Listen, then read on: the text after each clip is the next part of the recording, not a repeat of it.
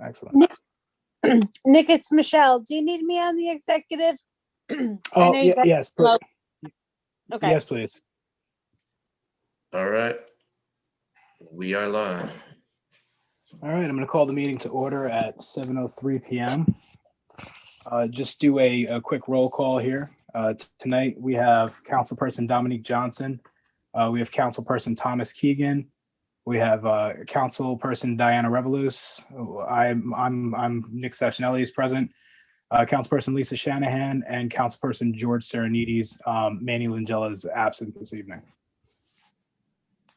So we have the approval of the March 25th, 2021 meeting minutes. Would anybody like to move the minutes? I see Ms. Shanahan. Thank you. Any comments, omissions, corrections? Ms. Johnson. Thanks, Chair. Chair, I think your name is misspelled under new business. I have flexibility around my spelling at this point. It's up to you. If you want to put that in the record, go for it. If not, no, good catch. Thank you. I appreciate it. Oh, good catch. All right. And I also see something on the next page, page 2. I made a motion, Ms. Johnson made a motion to approve the Bowtie Cinemas ASA new COVID as a new COVID vaccination site. I see that error now. It actually really jumps at you once you point it out. It does, the bold, yeah, there it goes. Yeah, I think that's all I caught this week. Thank you. You got it. Anybody else have any comments on the minutes? All right. I don't. One question is George here? I thought I saw it. Did he hop on and leave? I don't see him, just for the to clear the record. Unless. Thank you. No. I don't see him now either. I was looking through the I was looking at the roll when I was reading. I thought I saw him pop on. He may have popped on and left. So we will strike George Serenides from the attendance this evening. Thank you. I wonder how long we would have gone before I picked up on that. All right, we have a motion on the floor to approve the minutes. Everybody in favor of the minutes as with corrections? We could do all right, all in favor. Fantastic. All right, so public participation. Let's see if we have anybody joining us this evening. I see we have 2 attendees. Does anybody wish to speak by raising your hand digitally?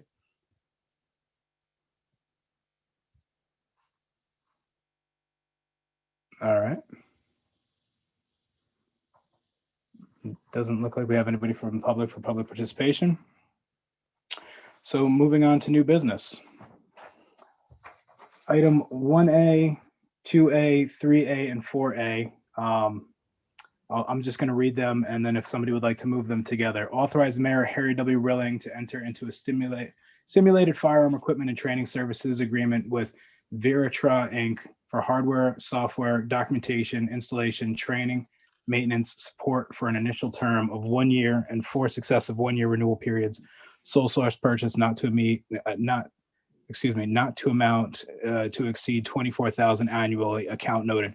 Actually, let's do them one at a time. I apologize. Would anybody like to move that item? Mr. Keegan, excellent. Who's here from the police department to speak on this item? I'm here, and actually Lieutenant Cunningham can add further if you need it. Ultimately, we are looking to enhance our training, and this will be a virtual system that we can do more use of force, de-escalation training in a simulated condition. Previously, we had been renting a trailer that they'd come in for about 10 days, and we'd run everybody through these scenario-based systems. We did that about every other year. By renting this system, we can have it will have it in-house year-round, and can run officers through different scenarios, and based on their reactions, the scenarios will change and also give feedback to them in terms of, how they're doing and what they could do better. So we think this is a great training initiative, and we're really excited about it. Discussion, questions? Thank you. Mr. Keegan. Yeah, hi, Chief, through the chair, thank you, Chairman Sachinelli. Have we ever thought of using equipment like this for outreach to the public, be it community leaders or faith-based leaders, or some even of the younger adults? Just to let them, walk a mile in my shoes, if you know what I mean, Chief. I think down the road, we could potentially look at that. Right now, we're trying to get the equipment to start with to run our people through it. And then I think it is something we could potentially look at in the future. Thank you. Any other questions, discussion? I just want to add to Mr. Keegan, I know what he's talking about, and it's a great tool for whether it's to try to show community leaders or the media, political figures, anything of, just to experience, simulated what officers go through with the split-second decision-making and the stress. This will recreate that stress probably to the closest degree of actually exposing them to it. And, it certainly can be used down the road, with Citizens Academy or other community outreach programs, because the scenarios that it comes with, and it's constantly updated under the program that we're doing. So there's all kinds of different scenarios. So it's, not everything scenario that we put our officers through or anybody else through is a, like a shoot, don't shoot scenario. There's options for all different types of, less lethal weapons, negotiation, de-escalation skills. So it's a very good universal tool from, the whole circle of everything that the officers may deal with. Ms. Revelous.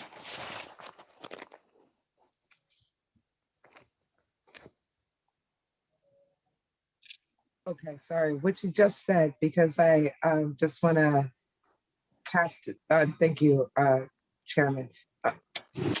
What you just said, I wanted to also know, like with the police department, do they, in the scenarios that it gives, if it was to be open to the community to see the police stress that is that may or may not happen, how does it show police the citizen stress in dealing with them? And again, because it's doing this, which I'm seeing that in the different ways, it's not always a shoot, come and shoot or not scenario. I'm just wanting to hear more on how it opens the perspective to the officer about the community's engagement and what they are going through and their stress dealing with a police officer. Debbie. Lieutenant Cunningham, can you elaborate on that more? I'm not sure that it does. Yeah, But yeah. Lieutenant, Yeah. if you can.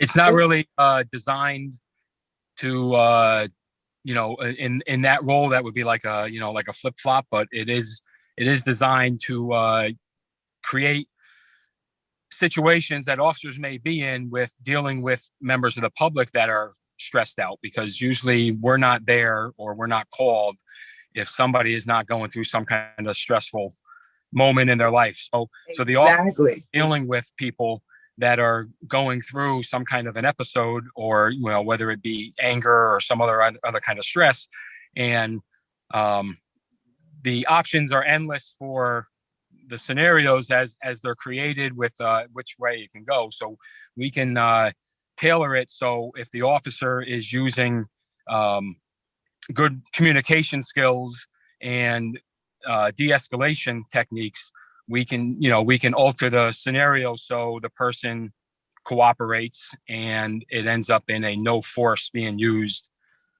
situation, or we can have it where the officer goes through those options that they have and the person does not cooperate, and it rises to a certain level of force, to whatever we can see it may be. I would just love that's beautiful. I would just love to see it in a vice versa scenario, you know. It would make it would bridge that gap as well. Like, remember when you're a civilian too, just like we could see how it's like to be an officer, you know? Yeah. And just like, you know, in a real life situation, if, you know, if the officers come upon, you know, somebody, you know, a couple people in an argument over whatever it may be, you know, those people are stressed out or angry or something. And, you know, right now the officers deal with that on a daily basis. This would recreate that, but it would put it in a controlled environment where, you know, we can teach them through,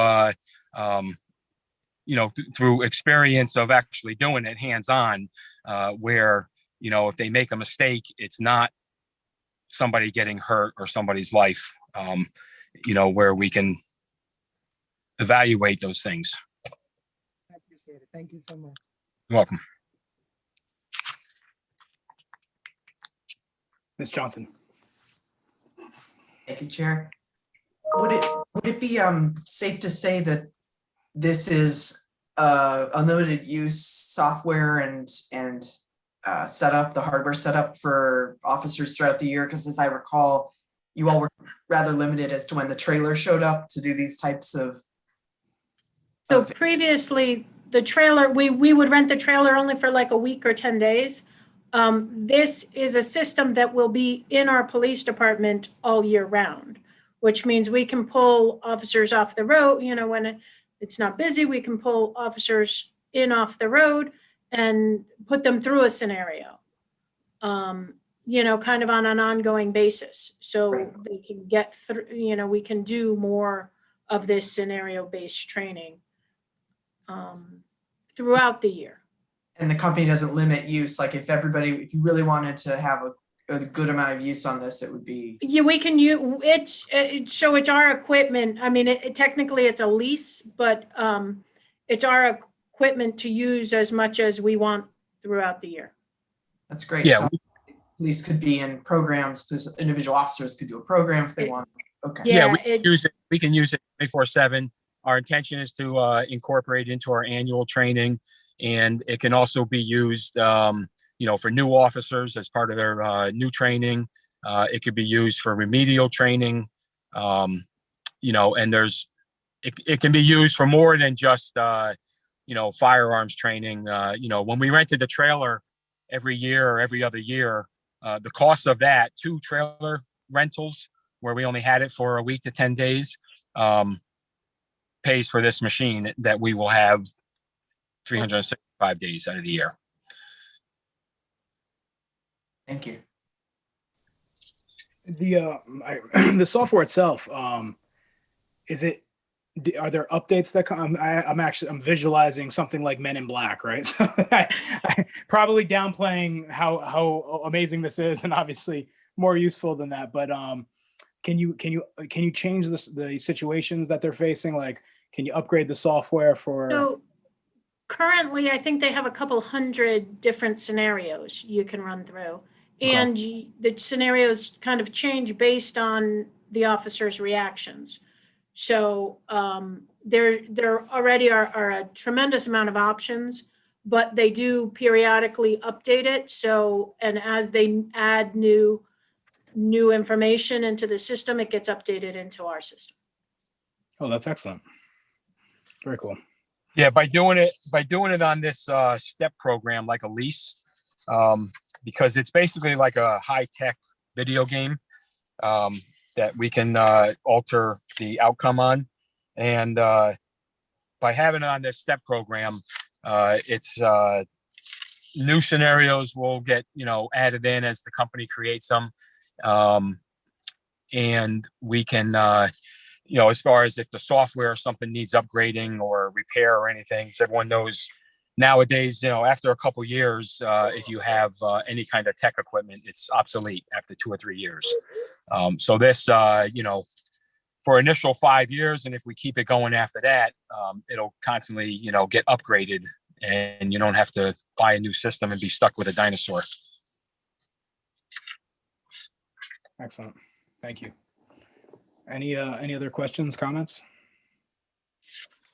All right, fantastic. So motion on the floor. All in favor, show of hands. All right, we're unanimous. Excellent. I'm double checking because I called a unanimous call last month, and I'm not gonna let that happen.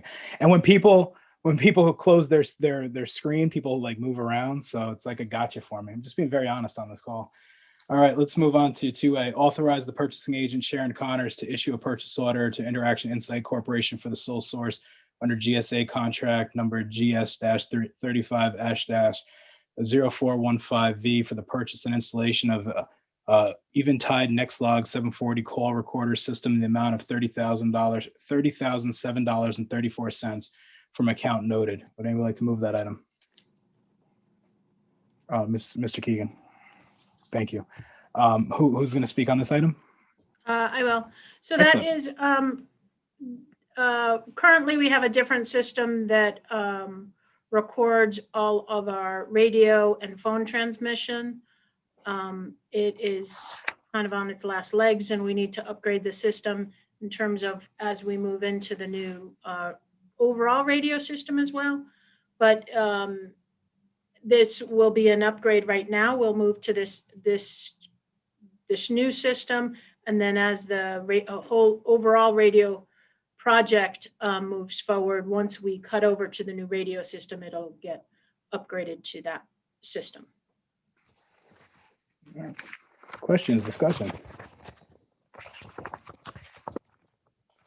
Is this like a cloud-based recording system, or where's this housed? No, I believe it's housed here. It's local?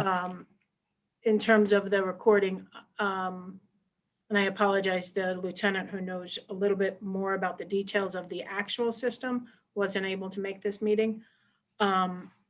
It's all been vetted through IT to make sure that we can, this is really the best system for us moving forward, and it'll be integrated into the phone systems as well.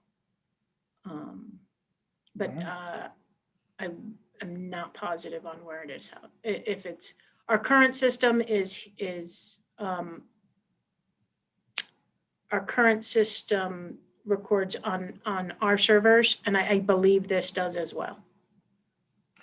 These recordings could be used for as digital evidence, correct? Is that the? Yes. Okay. Yeah. So, and I'm sure if IT vetted it, it has to meet all of the compliance and that. Yes. That Oh yeah. CJS. Yeah, and I'm 95% sure it's on our servers, but I do apologize. I don't have. That's Can't fine. say for certain. I'd imagine it piggybacks on the infrastructure we already have in place. I was just Yes. curious. It's the nerd techie in me. I'm just curious. Any other questions? All right. We have a motion on the floor. All in favor, show of hands. All right. And we're unanimous. Thank you. All right. 3A. Authorize the purchasing agent Sharon Connors to issue purchase order PowerPhone for sole source purchase for the amount not to exceed $58,000 account as noted. Speak to this. Yep. So we currently use PowerPhone for our emergency medical dispatch, and this is just upgrading that system so it will be automatic. It will be integrated into our CAD system, our computer-aided dispatch. So when a dispatcher takes the call, instead of having to work between multiple computer systems, the information will automatically pop up in the system to make sure that they're asking the proper questions based on the medical conditions that are being presented, and then will be automatically saved right into our CAD system. And then it will also help us with auditing. It integrates the audio and the CAD all together in terms of to do quality assurance checks to make sure that everybody's asking the right questions and doing the right thing on the medical calls. Discussion. Ms. Revolus.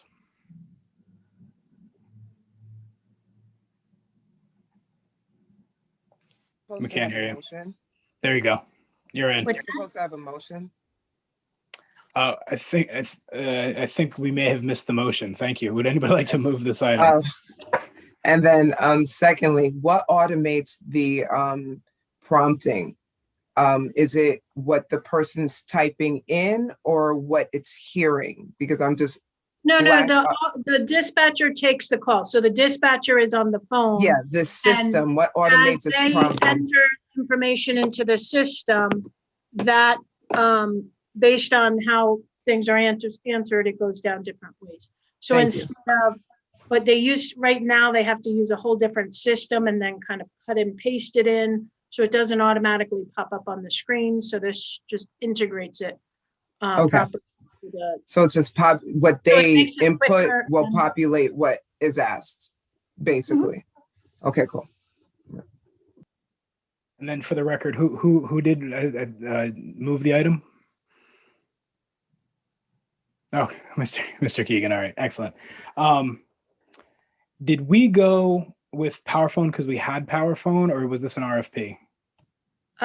We have PowerPhone, so it'll be a sole source because we currently are using PowerPhone and that's what's been vetted.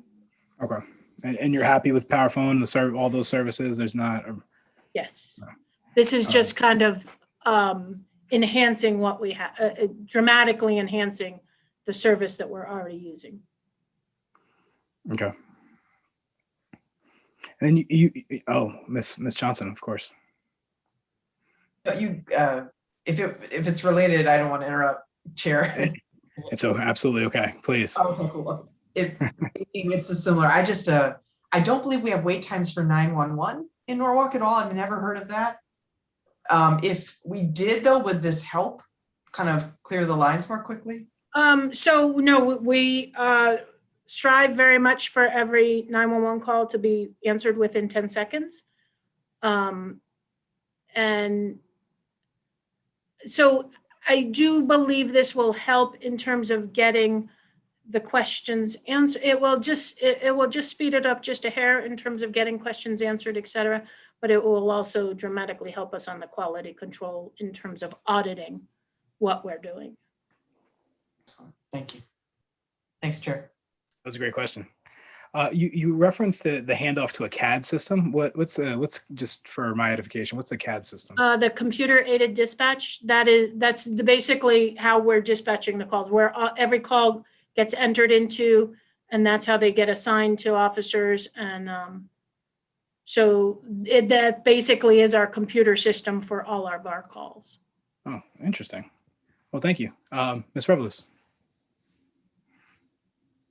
The one thing I would say about my question towards Councilperson Johnson, why I asked my question is because if the prompting is clarified, especially coming from medical, that saves a lot of time in knowing what to ask right next. But in emotional situations, you have to pull so much information from someone that it wraps around. Like if it's just, this is the next shot. Okay, what's this and this? Okay, is this showing? If not, then ask this.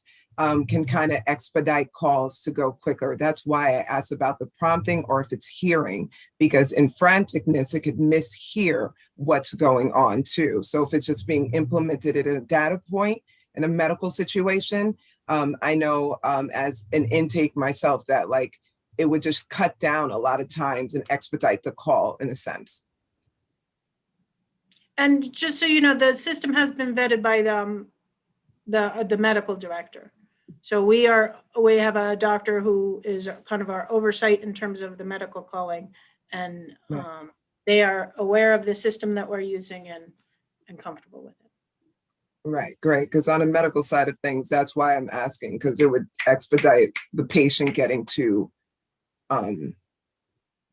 what's needed. That's why I like it. Sure. So again, when somebody calls, often they are very, frantic. And this ensures that we're asking the proper questions based on the information being received. Right. All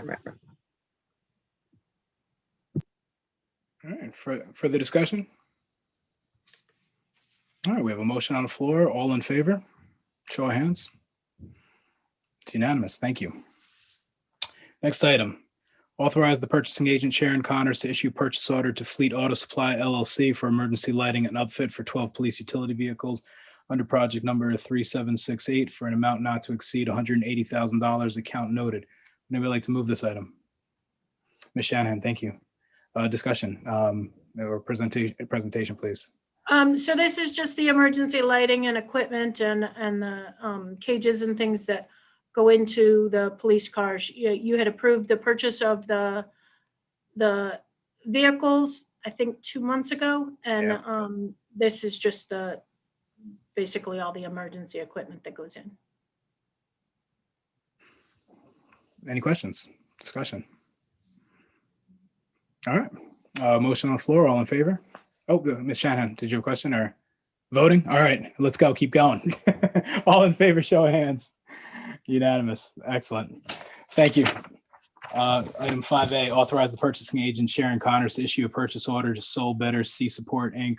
under bid number 4095 to purchase a refurbished, certified to new condition 25 Safe Defender boat and Ray Marine Electronics under bid number 4095 for the amount not to exceed $207,000.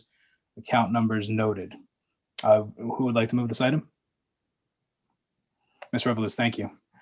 Discussion, comments, presentation. of course. So what I could say is that we had applied for grant funding under the Port Security Grant for 2020 to purchase this boat. There is a 25% cost match. So it will, 75 or just about 75% will be federal funds. And then the 25% we're going to use asset forfeiture funds for. Discussion, questions? Ms. Johnson. Chief, this might just be for my interest, though. Maybe others are interested too. I would, when I saw this, I was wondering what a typical use for a boat like this might be. I know we have the fire boats out on the water for those type of incidents. I imagine you have to patrol the harbor. Is that right?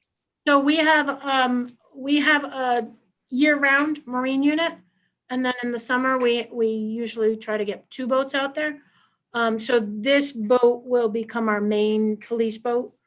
But again, we patrol the waters all year round. And would respond to calls on 911 for On boating? everything. So we do enforcement on the water, but also, any emergencies as well. We're also responsible for the activity on the Norwalk Islands, correct? Would this be part of that? They could respond to that, yes. Would this be our boat? Is that, sorry, Chair. I didn't hear you. Like our biggest boat, our main fleet. That will be, so it will become, so that this will become our main, our main police boat. And then what we use right now is as our main police boat will kind of become our secondary. And then right now we have 2 other smaller boats that we will hopefully, we were hoping to be able to trade in. Nobody wanted them in terms of a trade-in. So we expect we hope to be able to sell them and then offset some of the 25% match. Great, thank you. But we can't really sell them until we've got this in process. Absolutely, yeah. Thank you. Any other questions, discussion? All right, all in favor, show of hands. It's unanimous again. Thank you. Next item, authorize the purchasing agent Sharon Connors to issue a purchase order to Sole Bidder L&L Electronics Inc. under bid 4096 for the purchase and installation of Ray Marine Electronics for the amount not to exceed $38,000. Account noted. Would anybody like to move this item? Mr. Keegan, thank you. And so what I will say with that, this is also a port security grant. This is from the previous year, 2019. We held off buying the electronics previously because we were waiting to see what happened with the 2020 grant, whether we were getting a new boat, because initially the 19 grant was written to put the new electronics in our Marine One and also one of our smaller our ribs. But knowing that we were applying for this refurbished boat, we didn't want to buy electronics that weren't then going to work. So we're in the process of doing an amendment to that grant, just because the electronics changed a little bit, but the bulk of the 19 grant will go to electronics for our what is now our Marine One boat, which will become our secondary. And then a small portion of that grant will still go toward electronics in the newer boat. And again, 25% match as well. Excellent. Discussion. Questions? All right, we have a motion on the floor. All in favor, show of hands. And unanimous. Thank you. All right, moving on to the Health Department. Item 1A and 1B, authorize the mayor, Harry W. Rilling, to execute any and all documents necessary to apply for and accept grant funds from the Connecticut Department of Public Health for the period beginning May 1st, 2021 through August 31st, 2021 for the local health department vaccine equity partnership funding program. Item 1B, authorize the mayor, Harry W. Rilling, to execute any and all agreement, document, instruments, or amendments that may be necessary to implement the local health department vaccine equity partnership funding program for the period beginning May 1st, 2021 through August 31st, 2021. Would anybody like to move these items together? Ms. Shanahan, thank you. Discussion. Who would like to speak on this one? I can give an update. So the state health department reached out to all the local health departments across the state and district about funding opportunities to support vaccine equity work. And so we've applied, and the whole point of this is to do it in partnership with other vaccine providers and community partners. And so the funding is meant to support efforts community-wide.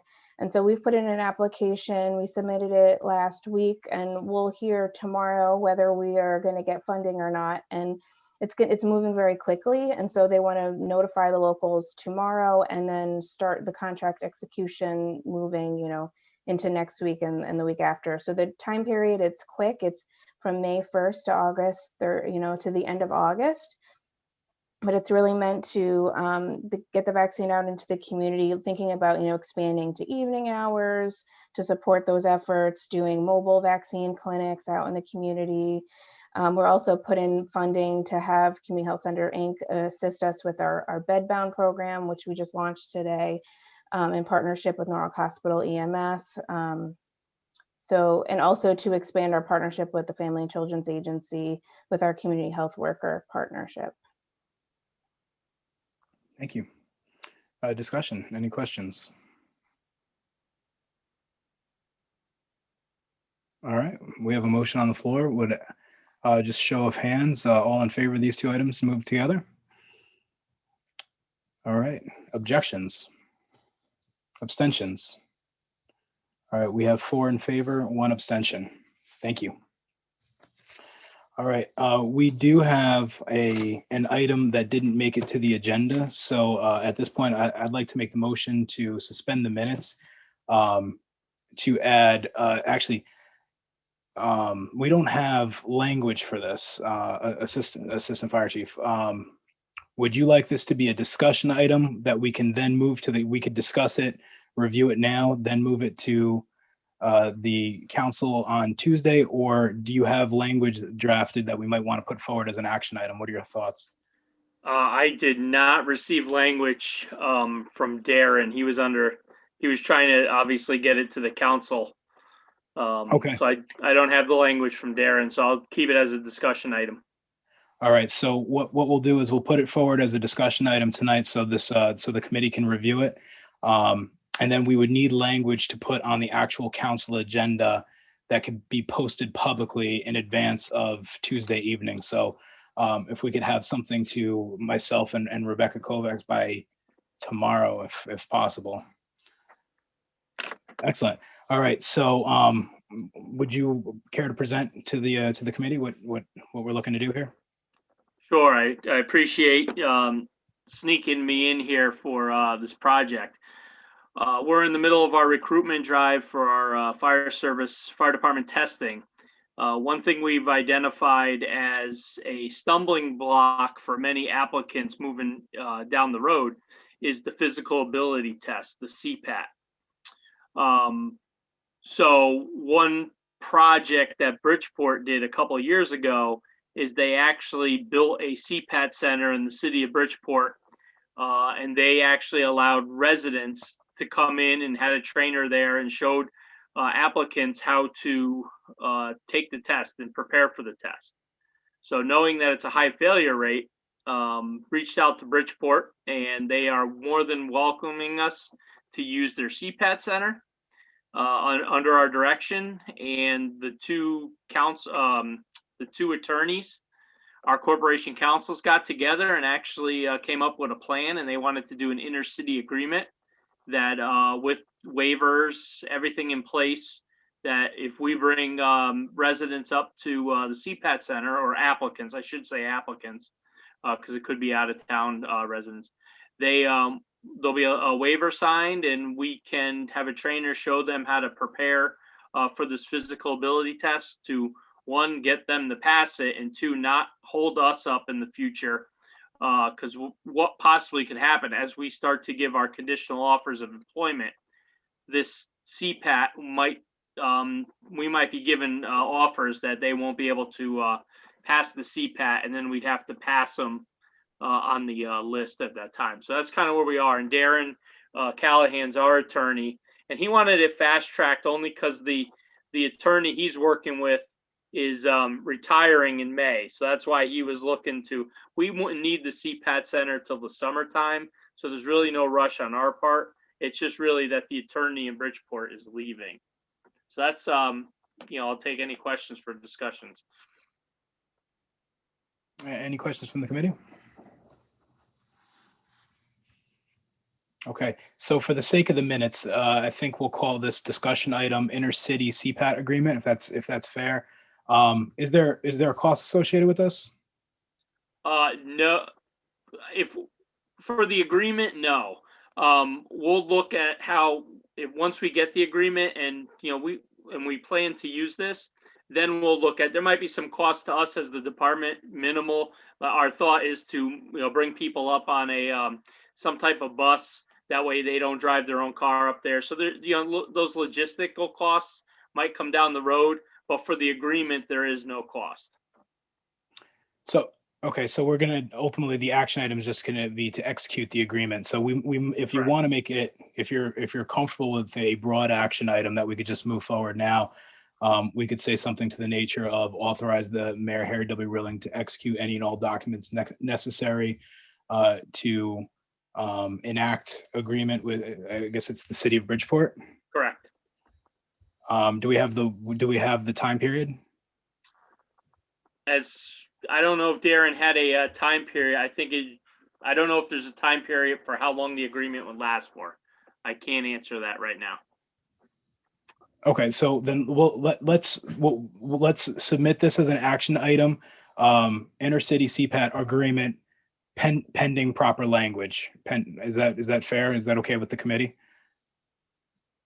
Any objections? Mr. Keegan and then Ms. Johnson. I'm sorry, Mr. Chair. I don't have an objection to the agreement. I just was wondering if there were any liability insurance concerns, or how that would all be worked out. That's what the attorneys are working on in that agreement, and that's all in the lawyer's language back and forth in the agreement. So Darren and his party in Bridgeport are ironing that stuff out.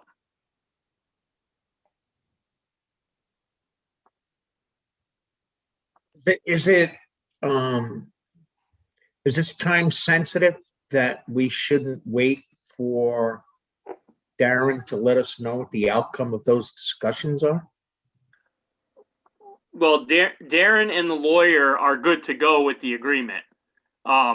He's only rushing it because she's retiring and worrying about who's going to take over, if they would be able to put the same amount of time into that with the other projects going on. So that's why he's time sensitive on it, just because of the lawyer that he's been working with.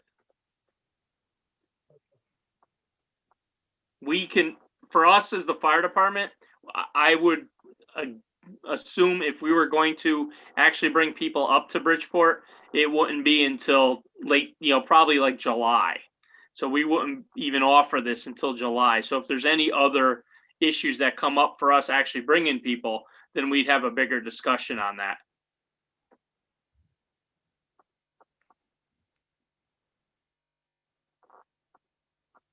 And I connected with Darren as well. He did recommend that he'd like to move this forward based on the conversation that he's having, which is why we did fit this into this agenda. Ms. Johnson, you had your hand up. Did you have a comment? Oh, it was great minds think alike with Councilmember Keegan. The only thing I would, and the only thing I would argue though is if we're, well, actually a question, not arguing. If we approve this as an action item tonight, that does leave us in a position to say that we don't actually approve it until these insurance issues are resolved, or how functionally, operationally would that work? I don't know if that's answerable. So I guess process-wise, this would all be pending all of the proper documents. If this gets put on the council agenda for Tuesday, we could vote it. Ultimately, if we're uncomfortable as a body, we could vote no. So that is always an option. So, but if we have all the documents and the body is comfortable with what has been provided to us, then we can move forward. Unless the group has an objection to moving forward, then we could vote no right now. Actually there is no vote unless we make it an action item. So that's the Oh, other. I see. Right. So yeah. So we could discuss how we want to handle this. Nick, will Darren be there? We could have Darren on Tuesday night to clear up all of this, right? I think that's the best way to handle this. I will definitely ask him to be there. Yeah, I know. Yeah, that would be fantastic, because I think it's wonderful to have this opportunity for folks, so having him on Tuesday help answer questions would be fantastic. Thank you. All right. Mr. Keegan. Yeah, and I'd like to commend the fire department for being very proactive on this. Thank you. Absolutely. Any other discussion, questions? All right, so we will put this on as an action item with the vague language of intercity CPAT agreement to be moved forward pending proper documentation, and we'll leave it at that.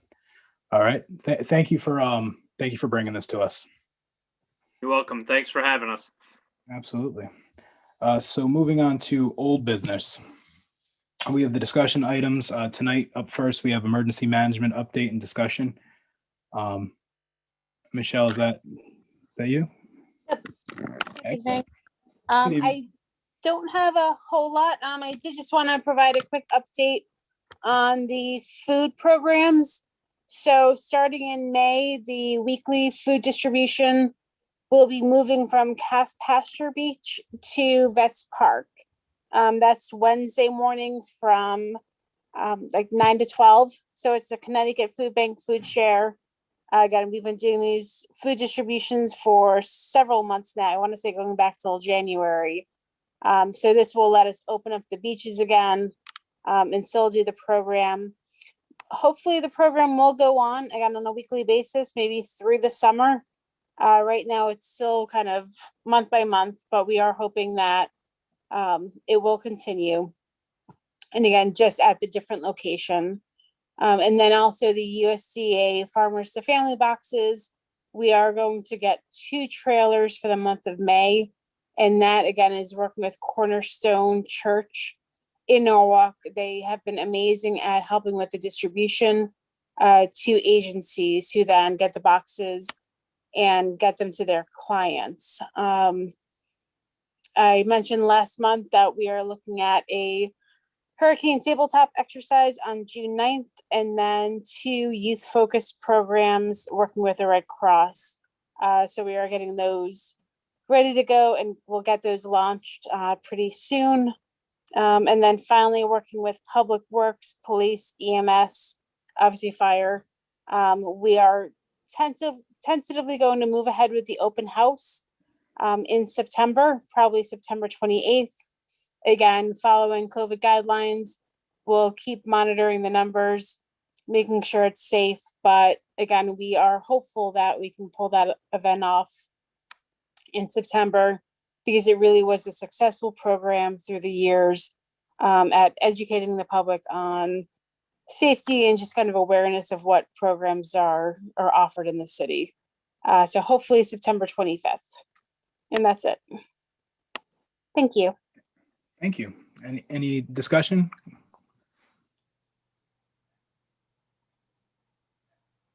All right, moving on. Thank you. Fire update and discussion. Chief Gatto, is that you? Yes, sir. Good evening. Thank you, Mr. Chairman. Good evening, everybody. So we're going to go through the calls and the fire marshal's report, and then we're going to go through COVID update, and then we'll talk about recruitment. Just quickly, the month of March, we had 577 calls, which averages out to 18.6 per day. And then we break it down into our different categories. We had 22 fires, which are 4 building fires, 4 vehicle fires, 4 cooking fires, 8 rubbish fires, and 2 others. 35 rescue type calls, which involves motor vehicle accidents, elevator rescues, things like that. 31 hazmat or hazardous condition calls for gas leaks, carbon monoxide leaks. Public assistance, 17 calls. Smoke scares, we had 39. We had 101 fire alarms. And the notable calls we had was on March 2nd, we responded to a mutual aid call with the town of New Canaan, and we stood by and acted as their RIT team during a structure fire. March 3rd, we had a structure fire on Charles Street.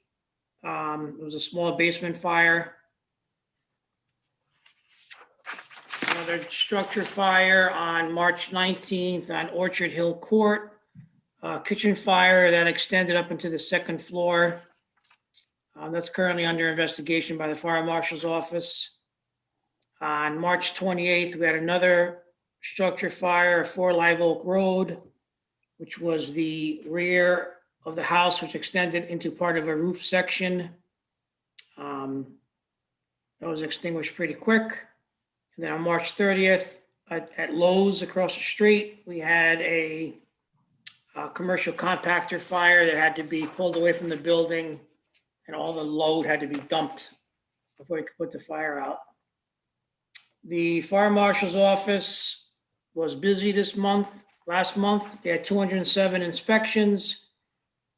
They sent out 82 notifications. There were 2 public education events, 40 plan reviews, 9 liquor license permits, and 13 fire investigations, bringing in a total of $3,085 for revenue. The COVID update for the fire department has not changed. We still have 2 members that are out long-term. I'm hoping that they come back next month. And the last item is the recruitment drive.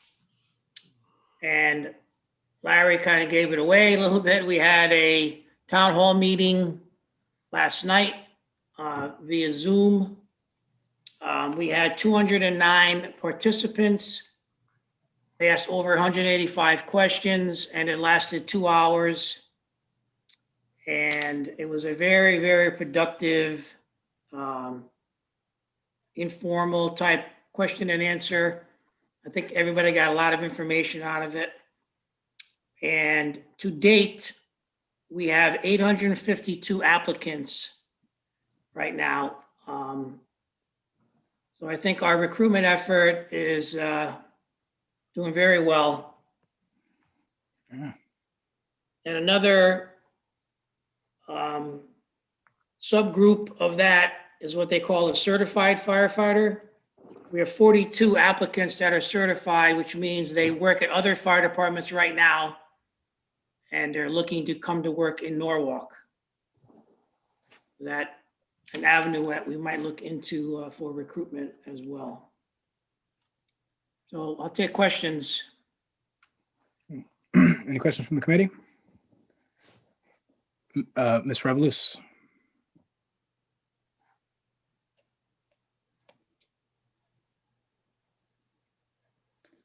We can't hear you. I can't hear you.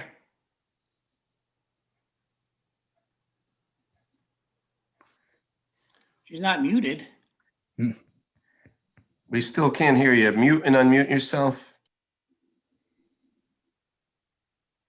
No. I'm sorry. Actually, plug your mic. Do you have a separate mic? How's your mic connected? Because when in the last few meetings, sometimes when you're speaking, you cut out and then you come back in. So something's going on with your microphone. Oh, I'm sorry. It was just working before. Just keep talking. If we hear you, we'll let you know, and then we'll bring you in. Write it down and put the paper up in front. Can she do it in the Q&A? Does she want to She put could it? do it in the Q&A, or if you have a phone available, if you want to dial in, I could probably give you the dial-in number pretty easily.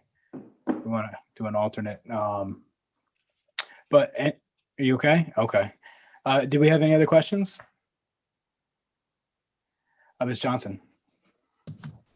I was curious, Chief, thank you for that great update. And it's really wonderful to hear about all of the recruitment response. Is there any way yet to tell how diverse that pool of potential recruits are? And I can tell you exactly. All right, that's great. So we have, out of 852 applicants, right? We have 4 American Indian male. We have 11 Asian American male. We have Black African American male, 113. We have 9 female. Hispanic Latino male, 117. Female 3. White Caucasian male, 522. Female 24. Other 27 male and 2 female. And there were 8 that had no response. Whatever that means, I don't know. So that's, and the registration goes on until May 10th. So we expect to have close to 1,000 people Wow. signed up. You guys can hear me? We can hear you. Now My we can. computer is so weird. I don't know why. Like, I don't know. I'm sorry, and thank you, Chair. I was just going to say you're doing a good job on the recruiting. And I logged in quickly before having to go to our meeting to watch you speak saw it? about, yeah, and I watched. So, and it was great. And I definitely, I guess, being able to go online can reach out to a lot more, and hoping we still get the papers to people who can't. But you're just doing a good job at the outreach part of it. And that's all I wanted to say. One more stat. There's about 120 Norwalk residents that applied.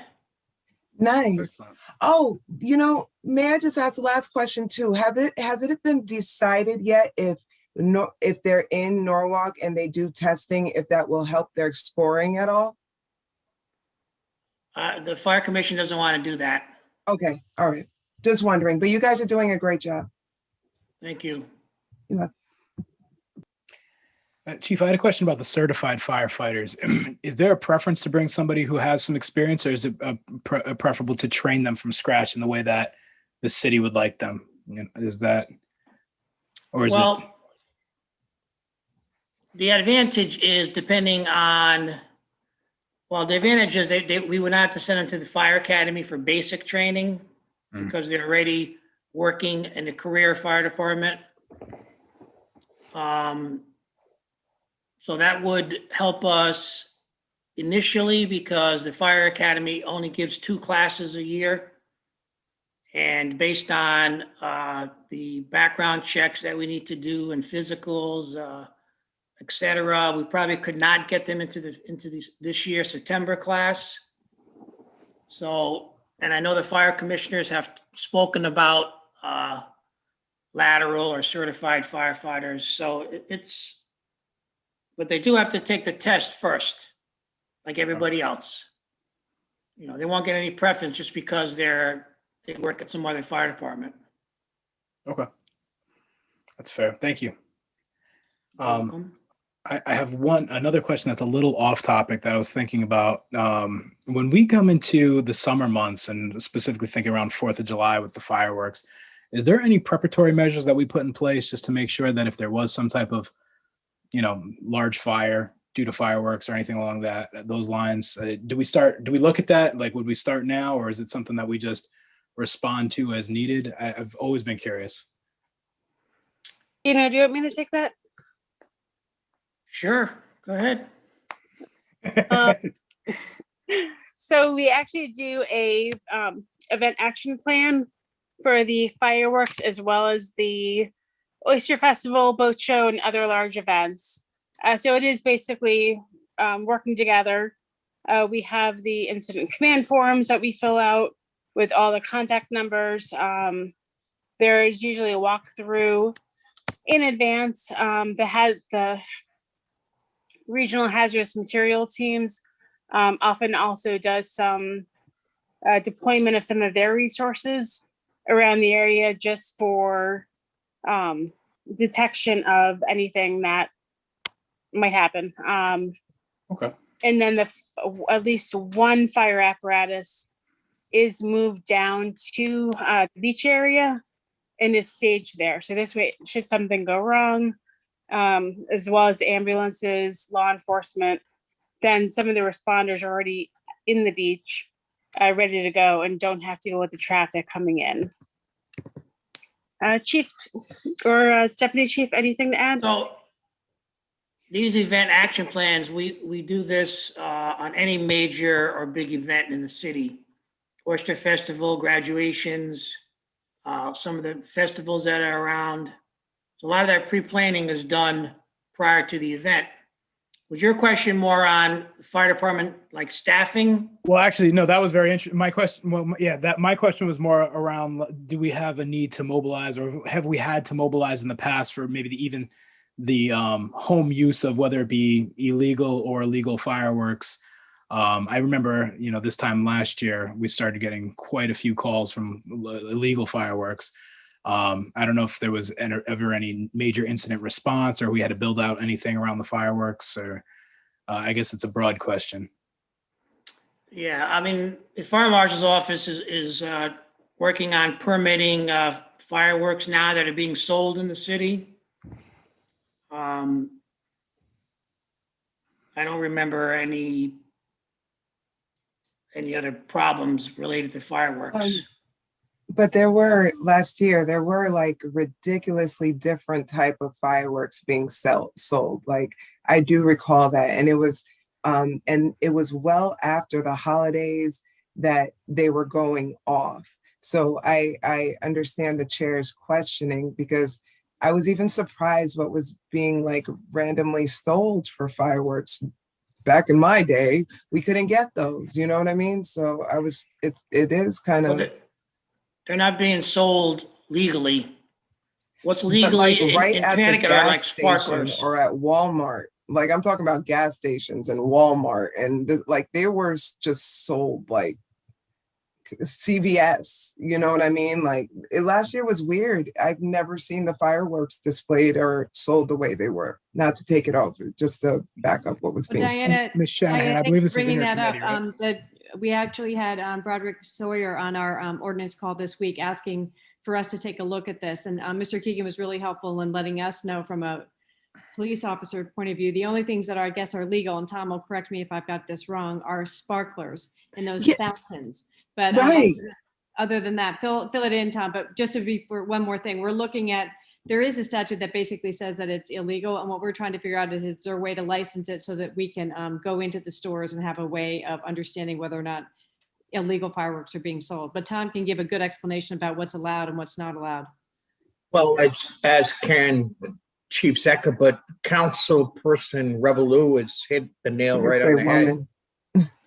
What we don't realize is that what's being sold at Walmart and gas stations under the tents and those kinds of things were made legal in about the year 2000 by the state of Connecticut. Prior to that, in my career, early in my career, they were illegal.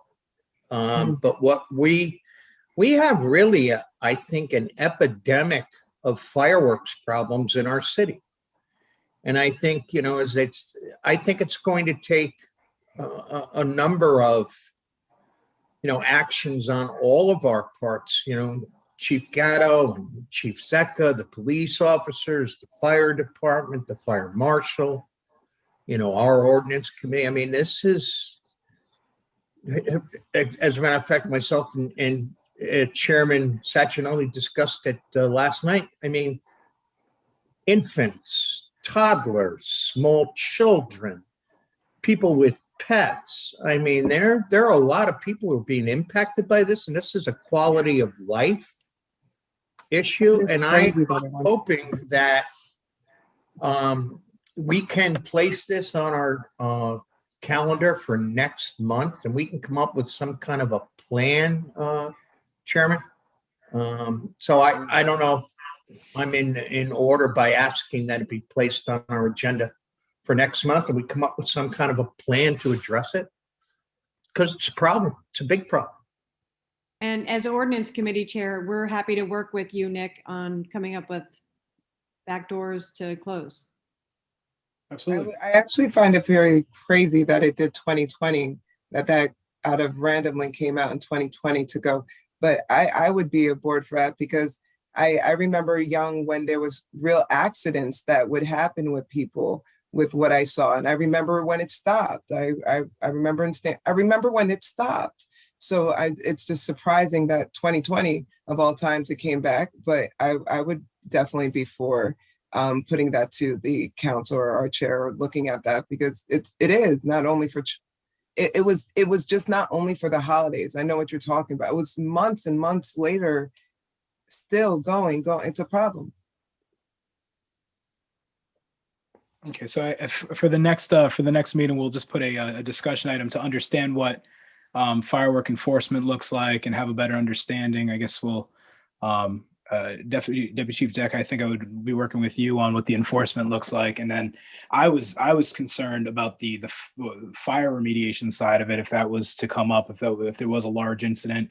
Last year we were in a drought for the majority of the summer, and the fireworks were going off far after the 4th of July when we had no water supply. So that's why I brought up the comment. It was a concern of mine. So I guess we could have it be a larger discussion next month.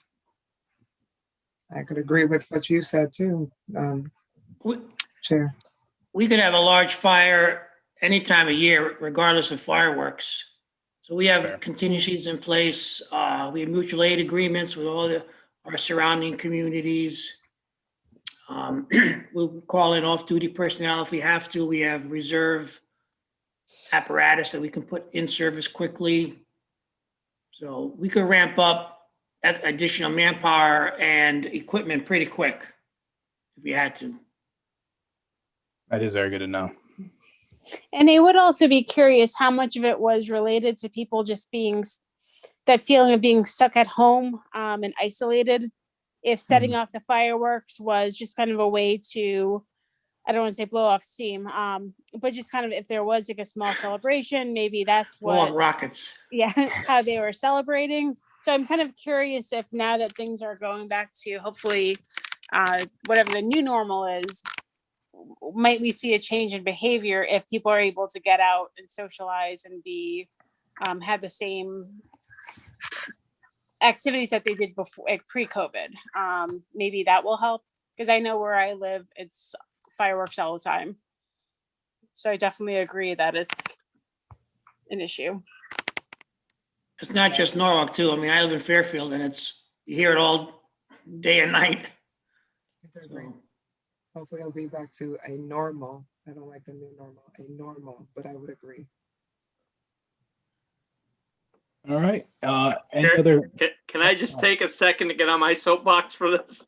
Oh, absolutely. This, And we actually said it. I thanked Broderick and the ordinance committee on our commission meeting for what they're attempting to do in Norwalk, but we need your help at the state level.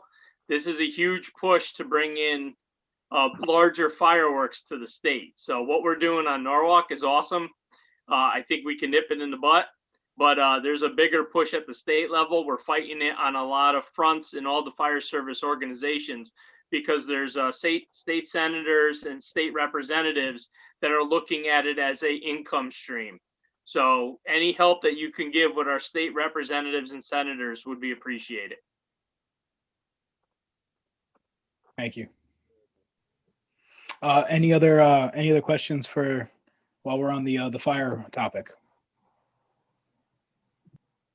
Thank you all for helping tonight, and Michelle tagging in for some extra support on that one. We're on to Okay. the health department. Have a good evening, guys. If you're signing off. You too. Thank you. Thank you, Chief. Who would like to speak for the health department update? I'll start. We have a few of us on tonight. So I just want to start and say that it's Volunteer Appreciation Week, and the mayor read a proclamation yesterday to recognize the volunteers that have given tirelessly their time and hours over the past year. And so I just wanted to just give some updates on the incredible work that they've been doing. Since April 6, 2020, they've been vital to our efforts to assist and support the Norwalk community. They've donated their time, their vehicles, their gas, their material, their spirit, their goodwill, their skills to overcome the challenges presented by COVID-19.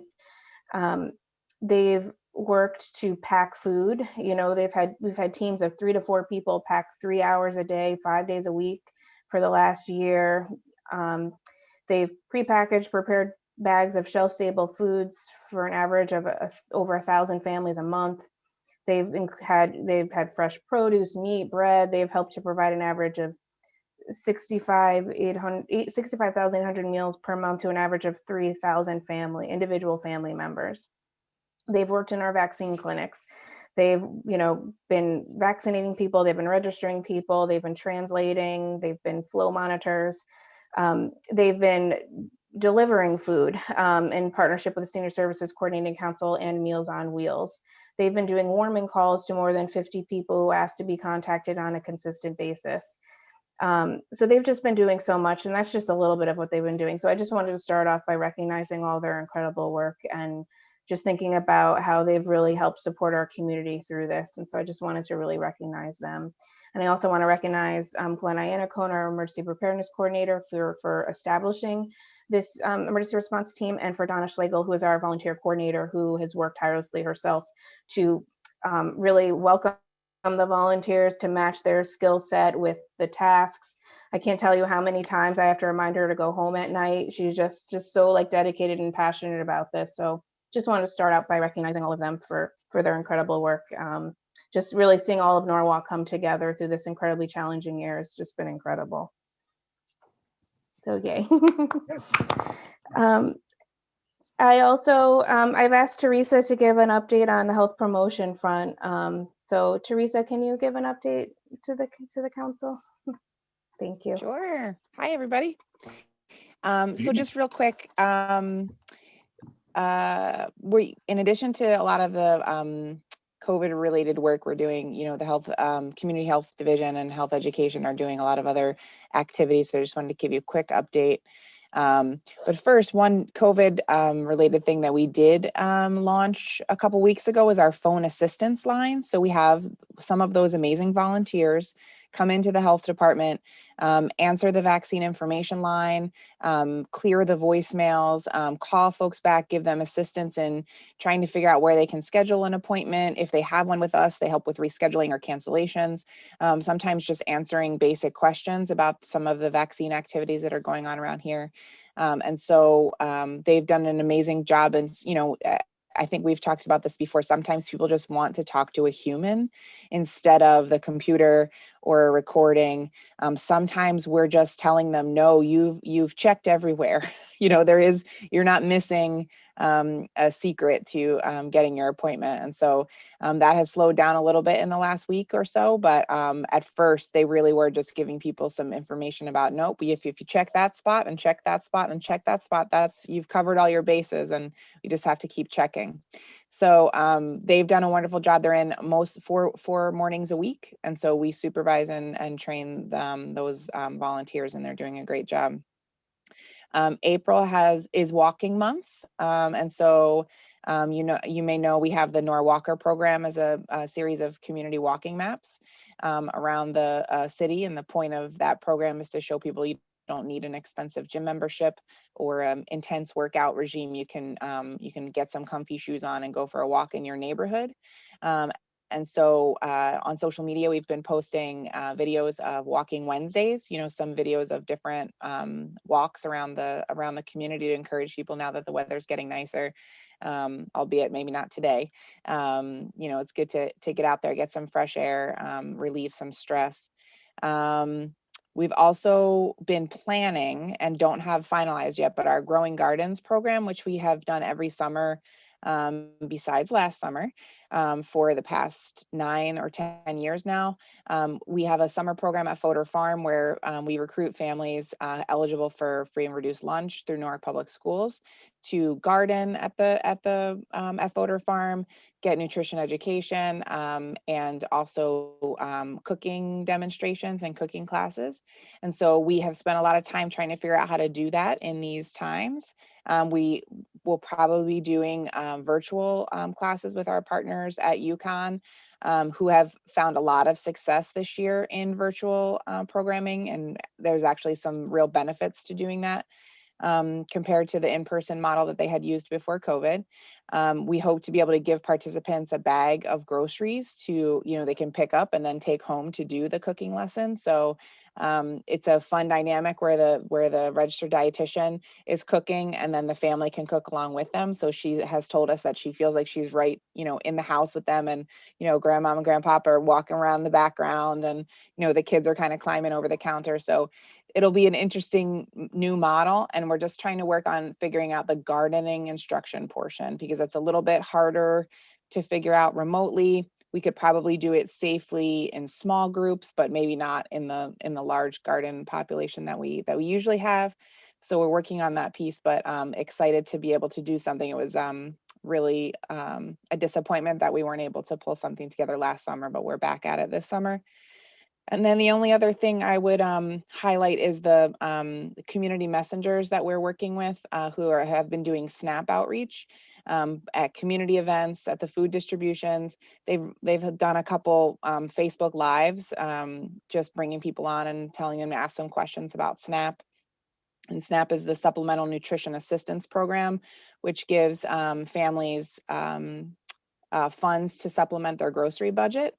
It's an important program because there's a lot of great food distribution and pantry programs out there right now, but the SNAP program is shown to really assist those families and help them make healthy choices, but also, stretch their budget, which really at the end of the day is a more sustainable way to let these families shop.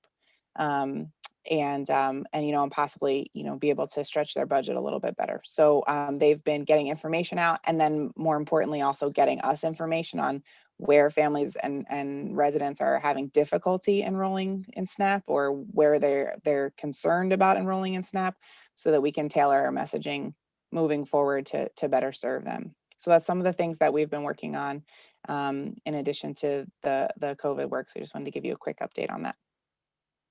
That's excellent. Any discussion, questions?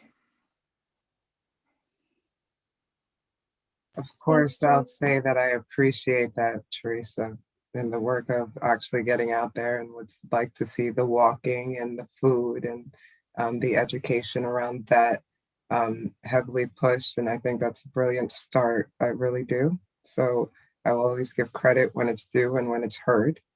And I just appreciate it. Thank you. Yeah. Anyone else? Oh, please. Deanna, do you have something? No, I have more after Oh, Teresa. yeah. So if you're ready to move on, I can move on. But if Yeah, you still let's want to do talk, it. okay. There's more after that. That was excellent. So I wanted to introduce you all to our new epidemiologist, Brian Weeks. He is joining us today. I'm really excited to have him join the team. He has many years of experience working in local health and working as an epi, so Norwalk is really lucky to have him. So I want to introduce you to Brian. I've asked him to give a presentation tonight to give an update on where we are, but I just wanted to start off that we've been presenting the data throughout this year. We've been working with the mayor, and his vision has always been to give everyone information, give up-to-date information, as much as possible to really help everyone understand where we are as a community, and then also to help us decide what actions we need to take. And so I've been working with the mayor in his office and his vision and where we go moving forward now that we have a full-time epidemiologist on board who is incredibly skilled and has a lot of expertise to help guide this with us. So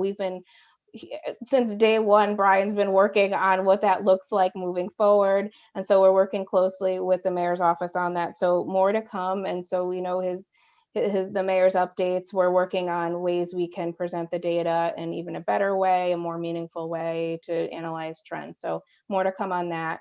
But for tonight, I've just asked Brian to give an update on where we are. So I'm going to hand it over to you, Brian. Brian, welcome. And hello, everybody. Great to be here. So what I'm going to do is just show a few quick slides just to kind of do like a quick orientation and just where we're at. So let me just share a screen. And so what you should see pop up is kind of just the state data relative to COVID-19 for the counties. So these are the county indicators. The state just updated this data and just a few hours ago. So it's really great that we're able to meet right now and talk about it while it's very fresh. Obviously, it's based on the state's COVID-19 case surveillance data. So it does require some time to get all that information in because it's coming from various reporting facilities, healthcare facilities and other testing sites and other places, even interstate wise as well. And so it's reflective of April 4th to the 17th of this year. Nonetheless, as you can see, and as I highlighted here, you have 3 counties that are in the high for the leading and secondary indicators. So that's Fairfield County, Litchfield County, and New Haven counties. Fairfield County is at 32 overall in terms of new COVID-19 cases per 100,000 of the population per day.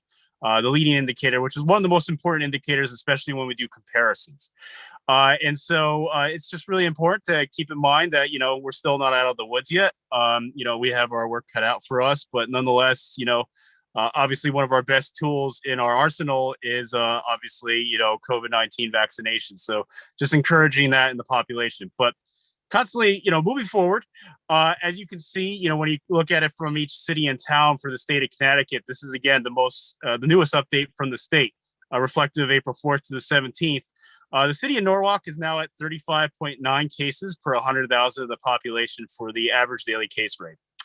So that's actually a decrease from before, which is really great. I believe we were at 45.7 before, so that's actually really significant in terms of the drop in comparison to obviously, all the other activity that's going on. But as you can see, the threshold to enter the red is 15 cases plus per 100,000 of the population. So you can see how, again, like I was outlining before, you got, Fairfield and New Haven counties definitely very much in the red, whereas, the more eastern portion of the state has now kind of entered the orange yellow, where they're actually kind of below the threshold for 15. So we're all hoping to get there, but at least it's a good sign with the most recent data point that we've gotten for the case rates that, it's somewhat on the decrease. Really kind of, superficially, and this is obviously something that's going to be continually fleshed out because again, I'm still new, but we're almost at 11,200 cases for COVID-19 relative to some of the recent state reports for COVID-19. Compared to the previous day's report, it's just an increase of 17, which is really great because that used to be much higher than that. Another useful metric, kind of in terms of like outreach and what to keep in mind. This is actually kind of a big difference from the previous analyses that I did earlier in the week. But as you can see for age group, when you look at it kind of in terms of proportion by decade of age, pretty much, the less than 50 years of age is on pretty much an even keel in terms of, representing in the population in terms of proportion. So almost like 16 to 17% for each decade of age below 50 years of age, which is very interesting. But what's significant here is that, the less than 20 years of age group has, moved up higher to get to that level. I think that's an important thing to keep in mind. So obviously, indicative of the fact that, younger age groups have not been able to seek the vaccine, or they're just getting it because they became, recently eligible this month. They're obviously more mobile and more opportunities for them to kind of interact with the community, henceforth, spread COVID-19 as well as gain exposure to it. And then therefore also bring it potentially into the household, especially with younger families. So it's a really important thing in terms of just keeping in mind. But you can see, again, it's very interesting that, less than 50 years of age is pretty much on the same level. In addition to that, what's really important, the big game changer and the thing that we should be very closely monitoring, and indeed what we are doing, is with the COVID variants, right? And so there's various classifications. The big ones, obviously, are the variants of concern. So the state, again, published the most recent data for that. So as we can see, B117, which is the UK variant, is the largest in terms of presentation. So that's over 1,000 COVID-19 cases that have been detected. Again, this is very much an underreporting and underestimate because a lot of these specimens have to be selected and then further, sequenced to get that information. So keeping that in mind too. But what's really important is really understanding the variants, right? And so there's actually a really great graphic or table from the CDC. I know it's a little small, so I'll explain kind of like the high level, really important points here. But B117, which is the UK variant, again, the one we've been hearing about all the time, it's estimated to have increased transmission compared to your garden variety of COVID or SARS-CoV-2, which is the virus that causes COVID-19, of about 50% increase transmissibility. So that's pretty significant. There's also been documentation in terms of recent scientific literature indicating that there's a greater opportunity for potentially hospitalization and mortality, especially when they looked at the UK when they were really experiencing the surge and spread of B117. But in addition to that, very similarly, the South African variant B1351 also has about 50% increased transmissibility. And both the South African and the UK variants do also have the ability to impact some therapeutics, as well as potentially, especially for South African variant, really kind of impact the potential effectiveness of the vaccine. So that's a really important point there with the South African variant. In addition to that, the California variants, which have entered the variant of concern classification based on the CDC, B1427 and B1429, they have about an estimated increased transmissibility of about 20%. So not as high as the others at 50, but still 20%, essentially you have 20% more to deal with in terms of obviously prevention measures just to break even, so to speak. So it's something to keep in mind. They do have the ability to also impact the effectiveness of the vaccine and some therapeutics as well. So again, why they're qualified as variants of concern. And so as you can see with the, again, as I outlined, underreporting of the surveillance data relative to variants, but it gives us a rough idea what's going on. You can see kind of how the numbers are playing out. And if you actually look at what the CDC has been doing with their analyses, again, this is reflective up to essentially the end of March, because this takes a while for them to do this. It's essentially like a sentinel surveillance program. So it's looking at pockets and then just estimating the proportions of the variants in the various states. But if you look at for the state of Connecticut, it's almost about a third representation of B117 in the UK variant in Connecticut. In addition to that, you're looking at about 1% for B1351 and P1, which is the Brazil-Japan variant as well. And then for the California variants, you're looking at like 7.5%, if not 8%. And obviously, again, this is back at the end of March, so we're almost near the end of April now. So this is likely to have increased for the majority of those. But what it's indicative, again, is the UK variant is the predominant variant at the moment when it comes to variants of concern. So something, again, to keep in mind. So that means, again, prevention measures are incredibly important, as well as vaccination efforts are incredibly important as well. Because, again, even with some of these variants reducing the impact or effectiveness of the vaccine, it allows us to at least reduce the ability for other variants, the ones that are susceptible to the vaccine, for spreading, as well as there's documentation and proof that when people get these vaccines, And it can also reduce the severity of outcomes, including the potential for obviously hospitalization and fatalities.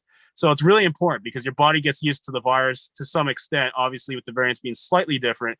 So you're able to better respond to it via your immune system. And so then the final thing is obviously vaccination. And so this is obviously an interesting topic right now because the state is processing out their data and they're doing a very thorough deduplication. So that is constantly changing the numbers, but relatively speaking, and this is kind of the lower end estimate, we're looking at almost the city of Norwalk at 42% vaccination for all ages in the population, which is really great and really significant. The other thing to kind of emphasize here is the denominator to calculate this rate is the full population or census estimate for the city. So keeping in mind again that less than 16 years of age is not eligible for vaccination yet. So that is being factored in. So that makes that number actually potentially a little bit higher if you really kind of discount for that. But right now, this is currently how the state's calculating those metrics. So, that's kind of just the important points to emphasize. And again, making sure that everybody gets vaccinated, again, it's one of the most important tools we have available. I mean, the fact that we got a vaccine so quickly in a year, I mean, it's really phenomenal. It's historic. And so we want to take full advantage of that in light of obviously all the other kind of circumstances tied to it as well with the current news subject matter. But, that's pretty much my presentation. Again, this is happy to join again in the future if needed. But I just wanted to present a situational awareness for everybody. Thank you. Ryan, that was fantastic. Thank you. And welcome. Does anyone have any questions for Brian or Deanna? Ms. Revolus. I'm so happy that it says that SCARS 2 because I've talked about the SCARS 1 being SCARS 2. I'm just going to pin that and leave that there, especially with vaccines coming out so quickly. What's the recovery rate for those cases, especially under 50, 60, 50, especially not going to the hospital? What's the recovery rate? Because I know we could have cases, I get that, but what's the recovery rate? That's a great question. I'm not actually familiar with the exact metric for that right now because recovery rate and recovery in general is a kind of nebulous term, right? Is it just assuming that somebody did not die? Is it assuming that they didn't have severe outcomes? And then what is the timeline for that, right? Because some people might be in the hospital for weeks based upon their COVID symptoms, especially if it impacts the respiratory system quite a bit. Or it could be, very short duration because some people obviously, or some people are asymptomatic, right? So recovery rate is a pretty variable term. So we got to be careful what we're using that for and how we're interpreting it. But nonetheless, probably the better way to look at it is maybe death rates or things of that nature. No, I'm asking about recovery rates. I'm asking about recovery rates, and I don't think so. I'm not to go against, but I'm very clear with what I'm asking. Okay, and I don't have that number for you at the moment. I could look into it though. Okay. All right, any other questions? Ms. Johnson. Welcome, Brian. It's so exciting to have you here. I'm so grateful that we've got an epidemiologist of your expertise here for Norwalk. I know that some of my colleagues and I have been very anxious to get data such as what you'll provide for us. And one of them I know that we've been always thinking about are how this epidemic has affected different communities across the city. So just to say that we're looking forward to all the data you're gonna make available to us to be able to speak with constituents about these concerns and things. And I also have to say, I wanna thank Deanna for everything she's done. For Teresa, thank you for your update, and we're really happy to have such an amazing health department in this city. And knowing it was your day the other day, Deanna, that's a cool thing we get to celebrate every year now. So thank you. Thanks, Brian. Thank you. Any other questions for the health department? All three of you, thank you for those updates. They were very thorough, and I always appreciate what you're doing. So I keep up the good work. We all appreciate what you're doing. Thank you. Thank you. All right. Have a good evening. If you guys want to hop off, and then the last update is from the police department. DC Zek, I think you're And up. I will be short and sweet. All right. First of all, I did want to mention that, you know, in terms of when we do get that virtual simulator, that I'd like to offer that maybe a health and public safety meeting we hold at the police department where we can then give you a demonstration and have you experience it for yourselves to see what we're talking about in terms of the scenarios and things. So I'll throw that offer out there, whether it be at a health and public safety meeting or some other, you know, date and time, we can make arrangements to do that. I'm very excited. On April 29th, we're going to have our first Coffee with a Cop in a very long time. So that will be at Stu Leonard's on the 29th. So it'll be nice to start getting back to a little more of the in-person community outreach that we've been missing for, you know, this past year. What time's that? I believe it is 8 to 10. Hang on one second. Let me just double check that. 8 to 10 at Stu Leonard's. Excellent. You guys usually post that on your Facebook page, right? When that's coming up? Yes, yes. All right, I'll reshare that. Thank you. Appreciate it. So yes, Thank spread you. the word, please. And then I just wanted to highlight another in terms of, you know, we've been trying to move forward some training initiatives. And we recently were able to bring in an outside instructor, Kevin Dillon, who is nationally recognized in terms of use of force and de-escalation. And we had brought him in 2015 to train a large portion of the department, but at the time didn't have funding to train the entire department. So we just brought him in again for those who hadn't received the initial training. He did a full day course, and then anybody who had the initial training, we did a half-day refresher course. So that was really well received. And he goes through a lot of different, you know, scenarios and explanations about why it's so important to make sure that we are properly de-escalating any situation that we can, and ways to be able to do so. So I was really happy that we were able to get that initiative done and trained most of the department.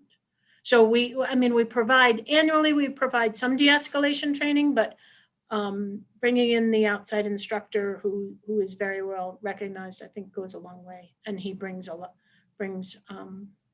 whole nother level to the training. Excellent. So Thank you. That's about all I have, unless you have questions for me. Any questions from the group? Everyone's getting tired, I think. Kept it short and sweet. It's just good. I like it. I'm saying I like it. That I don't have questions. I like it. I have to thank you for the update, and I always thank whoever has to go last, because it becomes a long evening. So I really appreciate it. Thank you. And if we have no more questions, we do have the executive session on the security updates. We could be brief on this one. Everyone should have received an invite from Larry in their email. Did everyone receive that? Are we all good? I just wanted to verify that you didn't need me or Lieutenant Cunningham in that meeting. So you're welcome to join to see the discussion. Good to be done. I just wanted to verify that you didn't need us there. Thank you for confirming. You're welcome to sign off. Have a great evening. Right. Have a great night. Thank you. All right. Did everyone receive the email? All right. So let's hop over now. Larry, are you still there? Yes, I'm here. Are you going to stay on here, or do you want me to stay on here while we launch the executive session? I'm going to stay on here, and then I'm going to launch it from my cell phone. So you should be able to get in. People can get out of this now, and I just launched it. So you should be able to get in. All right. I'll see everyone on the other side. I will pause the recording.